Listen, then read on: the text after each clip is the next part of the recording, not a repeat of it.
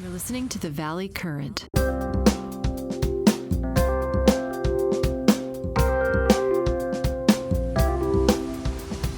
We're doing a special episode of The Valley Current with someone that's been willing to give some time to the effort of organizing various equipment in my firm, and that's Jacob Savage. So Jacob, how have you been, man? I haven't seen you for a while. It's been good, you know. It's awesome. I have this wonderful new little clubhouse, and you're in the podcast room, but I'm not in the podcast room, but you're in the podcast room, right? Yeah, and the whole point is that we're making the podcast room a virtual portal into the rest of the world. So you are in the podcast room, Jack. I am in the podcast room with you, and you look great. And I have to say that the sound quality is great. And what I wanted to cover is something that's pretty unique, which is I've always thought that Silicon Valley has so much excess of almost everything. And you're one of the people I know that figures out ways of sort of finding all this stuff that's being abandoned and then turning it into sort of treasure. So how do you do that? I mean, you've been pretty good at it. You find unbelievable, I'm going to call them bargains, but in many cases, people just give stuff to you, right? But it's like the stuff that's thrown out is like, hey, this is worth several $100s. Yeah, and I think, you know. Is this the robot iPad running? This is the robot iPad. Okay, so you got an iPad hooked up to this robot. This is also an iPad I found on the street. Okay, so let me ask you something. So you are someone that keeps your eyes open for stuff that's usually trying to be recycled. I'm imagining you're riding your bicycle while you're doing this. Yeah, we're riding your bicycle. But right, because I had you fix one of my bicycles and it now is working. Because I want to tell you a story, and my wife just laughs at me, but this is true because my father was a Navy guy from the World War II time frame, and he used to say, waste not, want not. So I see on the street these perfectly beautiful bicycles that are just being tossed. And I'm like, that bicycle can be fixed. And I used to be a mechanic when I was young like you. I actually used to fix bikes and cars and motorcycles. And I had all the tools and I had all the electronic equipment and I had all the air compressors and I had all the welding torches. I mean, I can go down a list. I had like a full garage back in New York. And I used to do local stuff for my neighbors, like tune-ups and carburetor adjustments and all this stuff, right? And my wife's like, when are you going to find the time to fix that bicycle? And I said, that's a good question, but I can't see just tossing it because you could fix it and give it away to some kid and make that kid's day. So she laughs at me because I'm like, I've got a load of bicycles, as you've seen. Some of them are in the office there. And she's like, you know, when are you going to find time to ride them? I said, well, that's a good question. Yeah. Well, and you're not going to find time to ride all of them. And you probably have a favorite bike, depending on what you're trying to do with it. I mean, right. You might need a mountain bike and a road bike, but that's a really good point you bring up. And that's why I think it's a really interesting problem to solve. Like, these bikes are valuable to someone, but, you know, if by the time you have an 11th bike, that 11th bike is going to have gone down to marginal utility for you. So how can we effectively distribute those things to people most in need? And a lot of these things that are on the street, like for Palo Alto's cleanup days and stuff, there are nonprofits that then attempt to redistribute these items. But I got to be honest, when it comes to a broken bike, and me and my buddy Dennis, who's a drummer in my band, he works on bikes and he's got a huge bike tool shed and stuff. And so we've been fixing up bikes, and the ones that are like, we couldn't sell for as much, we just donate to homeless people and donate to, you know, whoever needs one. And then the ones that are nice, we can fix up, we sell, and we split the proceeds. On Facebook Marketplace, or where do you go for that? Yeah, exactly. I just sold one yesterday. So I sold a Trek bike for $200 and I kept 100. Yeah. And all I got to do is find them. Well, the interesting part is if you ever walk the Stanford campus, there's so many bikes that have been abandoned by students. I can't tell you. And they all are tagged by the sheriff. Oh, we're gonna snap the lock, like, when? I mean, it's like the date is years ago and they still haven't gotten around to do it. And I look at it and say, Stanford, no shame on them, but they really should just have like the Google campus, just have lots of bikes ready for anyone that wants to jump on them to use, and just have some agreement that says, look, if you use this bike, you waive liability because we're just having a bunch of bikes so you get around the campus.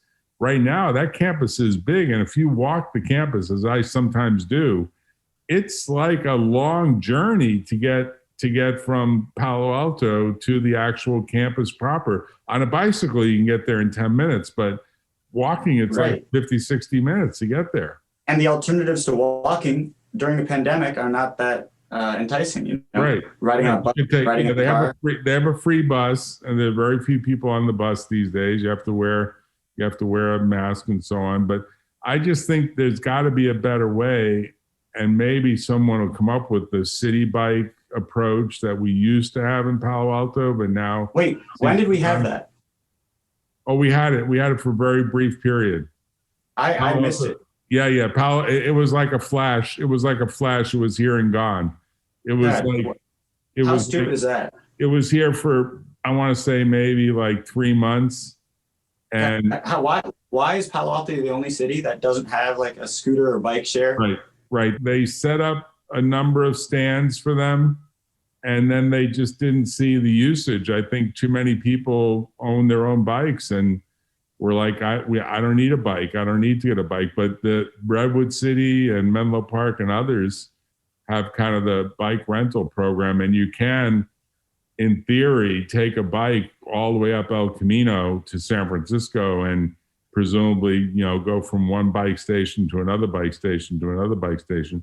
But let me ask you something. When you see all this stuff on the street, do you say to yourself, and this is a philosophical question, man, there's just too much abundance in Silicon Valley. People are like unbelievably, they don't even give it to the Salvation Army. I mean, years ago, we used to give stuff like this to the Salvation Army.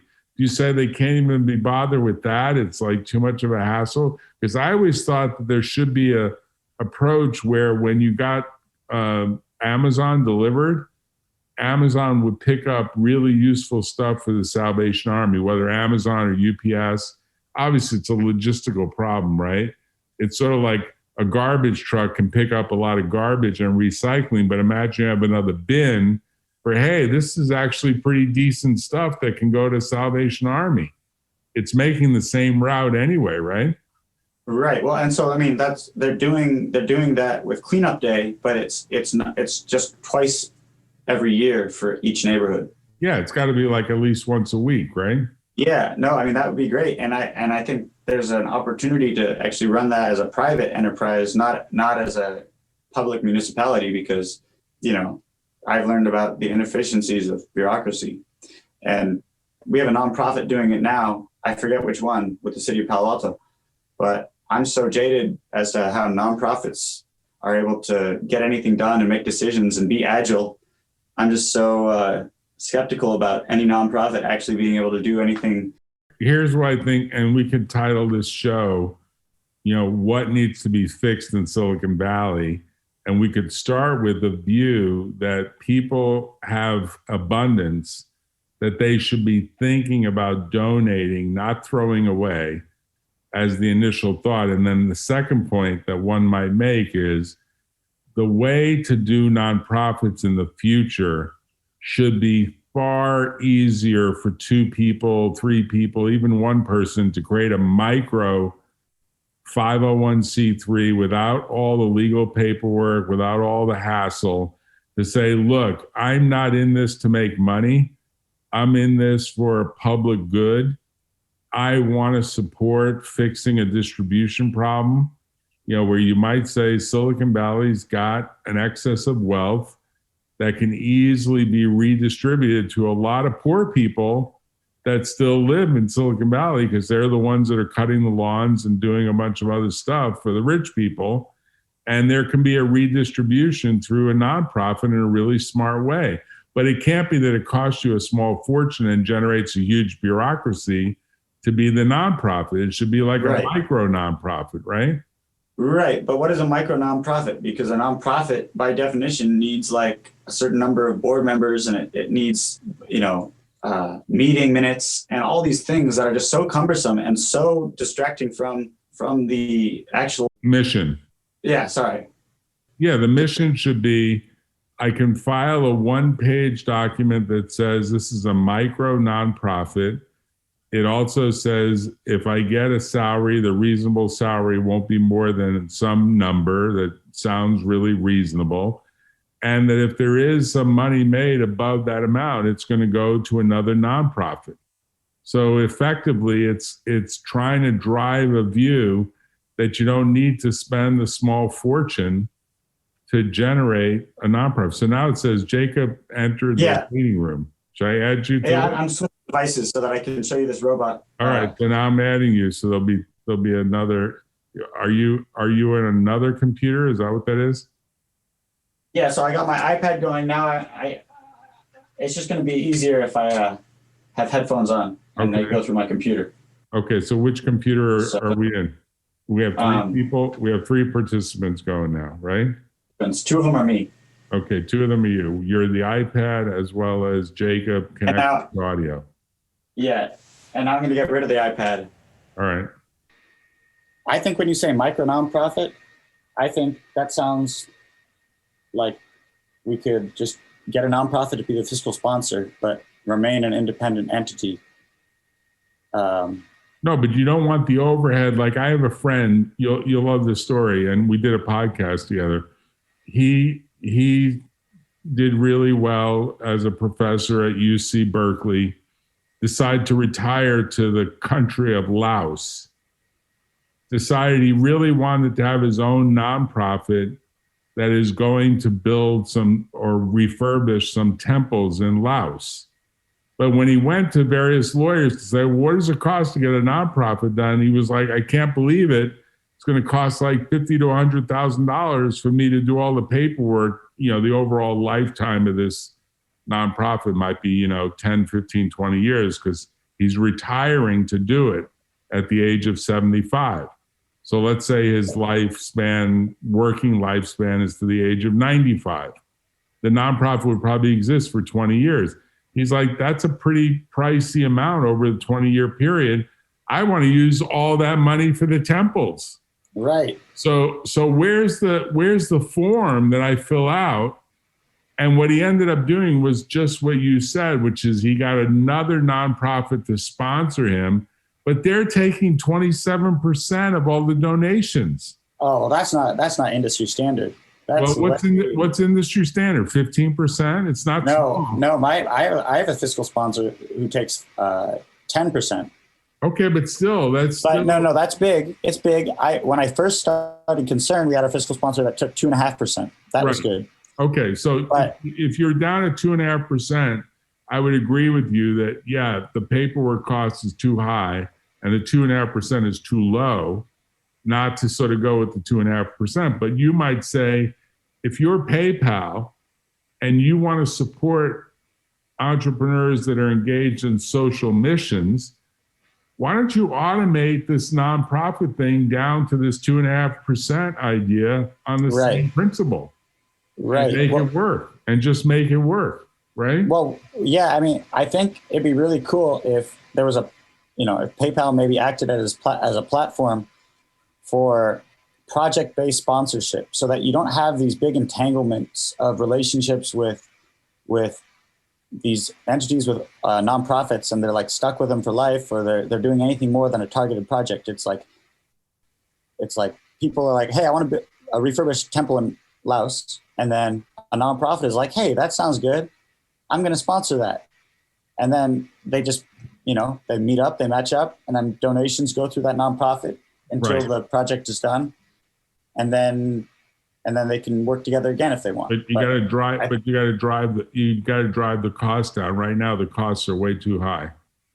Yeah, but the cost will be driven way down because PayPal will automate a lot of the services that these fiscal sponsors are charging their nonprofits for, like financial stuff, and basically they're providing a platform that allows, or maybe it's a third party that provides a platform where these donors meet, or these nonprofits meet these Laos temple building, people or whatever. Well, now before we wrap up, show me the green screen that you set up because I could see the curtain to the right.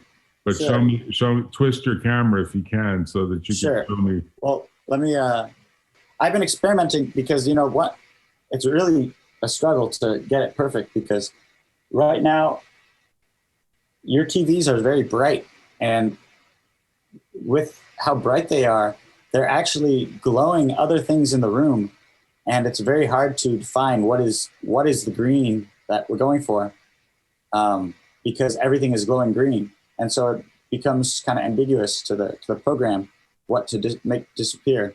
And so what I'm trying now is I found another street find. I found this green curtain on the way to the office a couple of days ago. Okay. And so what I have, I put it over the TV. Okay. And so when I turn off the lights, you can see right now it's got my music program going in the background, but hold on. I'm going to get the green screen up there. Now I put the green screen behind the curtain, and that it still looks a little bright to me, but yeah, it's not coming here. It's not, it was coming across a minute ago, but now you've lost. I saw your screen a minute ago. Wait, but it doesn't have the same look as your dad's approach. Your dad kind of centered the screen totally behind him in a perfect center. Right. Well, what he's done, I mean, he's created a situation where he's doing one thing in that room and he's presenting and he's lecturing, whereas this is a multi-use or a multi-purpose room of various music, podcasting, who knows. So I'm trying to figure out how to create a situation where it's seamless and smooth for anyone to use this space and simultaneously use the green screen. Okay. Hold on. I will just, oh yeah. You see all these people? Yeah, now I do. Yeah. Yeah. I'm just having a little party here. They're still here from New Year's. What's that from? But that's your screen that's showing that, right? That's, yeah. Here, and let me get myself in there. Hold on. Video.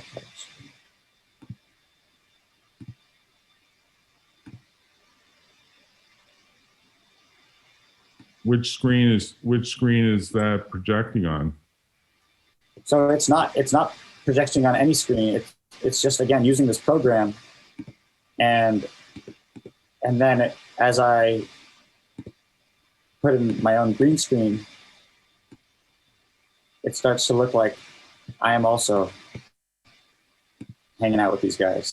So it's not perfect, but but conceptually, you want to be able to have. Is that you're not using share screen now to do that? That presentation screen.